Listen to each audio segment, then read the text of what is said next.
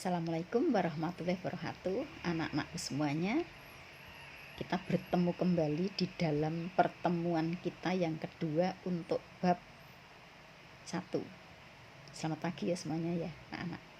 Ibu mengajar di sini, kalian belajar dari rumah kalian masing-masing, tidak apa-apa.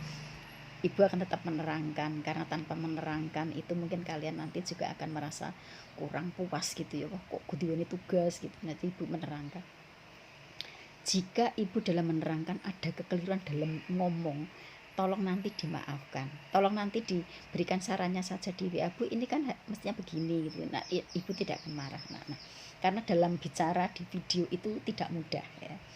Kalau ada kekeliruannya dimaafkan saja, jangan dilaporkan ke polisi yang menakutkan gitu ya, karena video itu sebenarnya rawan gitu.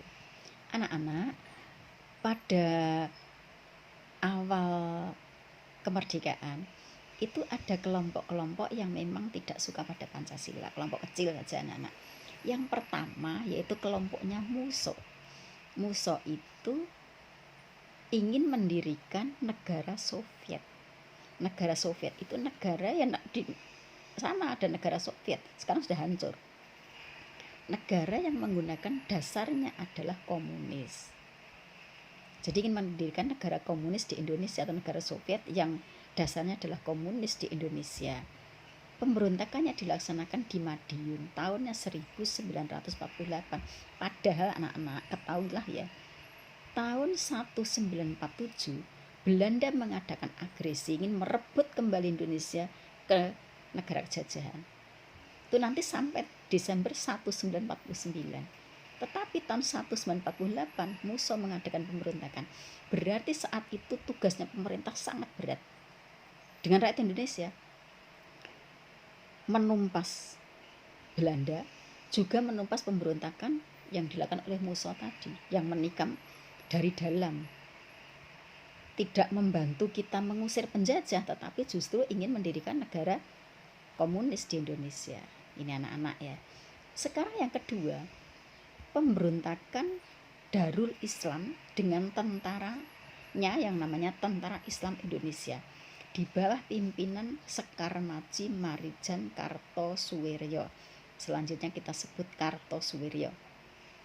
Ini ingin mendirikan negara Islam Indonesia. Ya berarti kan tidak menerapkan Pancasila, tidak cocok dengan Pancasila, terutama sila yang pertama itu anak-anak.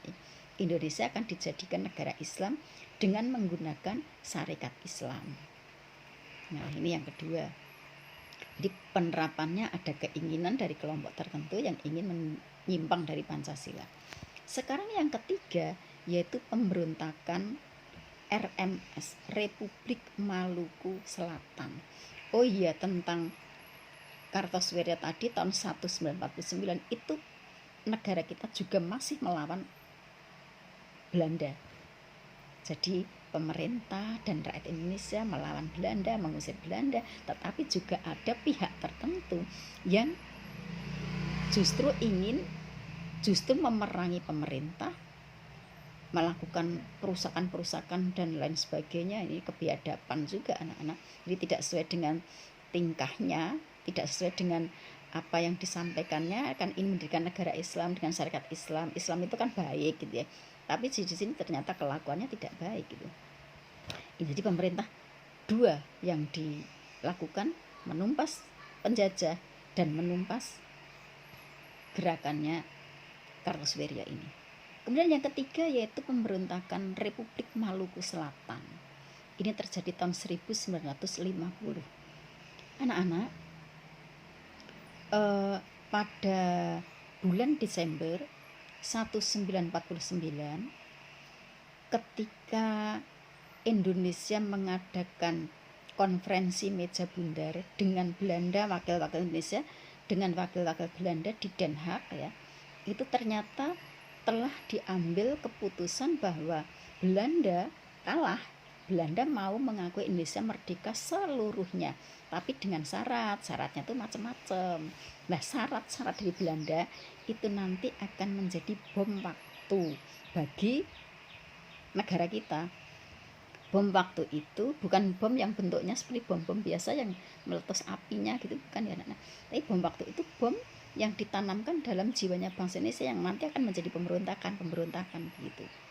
Jadi pada waktu itu syaratnya yang ada hubungannya dengan ini adalah Indonesia diakui merdeka tapi berbentuk RIS. RIS itu Republik Indonesia Serikat. Nah, Republik Indonesia Serikat itu negara kita dibagi jadi 16 negara bagian. Pada saat itu pemerintah Indonesia, wakil dari Indonesia, pokoknya asalkan dapat kedaulatan Indonesia merdeka, tanda tangan tidak masalah. Nanti masalah yang lainnya nanti kita bahas nanti gitu ya.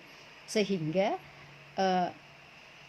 pada tahun 1949 sampai dengan tahun 1950 bulan Agustus, negara kita yang RIS itu tadi, tahu negara RIS ya nak ya?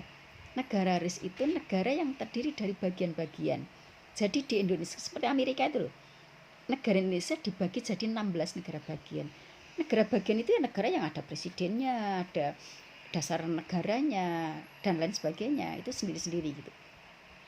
Tetapi kan cita-citanya bangsa Indonesia kan bukan negara RIS, kan bukan ingin jadi presiden sendiri-sendiri kan gitu kan, bukan dijadikan negara 16 gitu kan, bukan.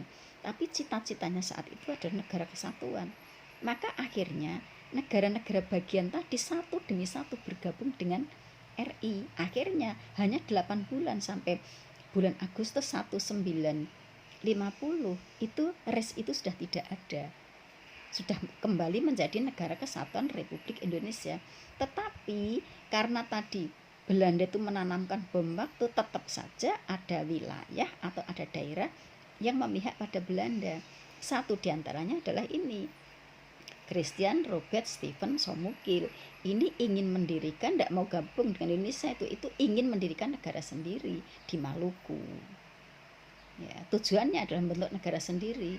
Wilayah yang dikuasai itu meliputi, di dalam buku kalian kan ada itu wilayah mana? Ambon, ya, wilayah Seram, ataupun Kepulauan Buru. Ini penumpasannya cukup lama, sampai tahun 1963. Akhirnya tahun 1966 mereka melarikan diri, ngungsi, minta suaka politik di negara Belanda. Dan di negara Belanda, di pengungsiannya itulah mereka mendirikan pemerintahan lagi. Ya. Ini kemudian ya saya rasa ini cukup untuk RMS. Sekarang kita ke yang keempat, yaitu PRRI, Pemerintah Revolusioner Republik Indonesia. Anak-anak, silahkan kalian buka buku kalian, PRRI. Ini ya di buku kalian ini. Ini bukunya ini tidak sesuai anak-anak. Ini diralat. Nanti APRA ini juga diralat ini. Ya, maka kalian tidak usah bacanya saja. Ya bacanya yang di atas saja. Anak-anak, untuk PRRI, Pemerintah Revolusioner Republik Indonesia, di bawah pimpinan Sarifuddin Prawira Negara. Sedangkan Permestanya di bawah pimpinan Samuel ini mengadakan pemberontakan di Sumatera dan di Sulawesi. Ya alasannya karena merasa tidak puas pada pemerintah pusat. Ya. Berarti kan di sini kan menerapkan Pancasilanya kan dia menyimpang dari Pancasila. Gitu.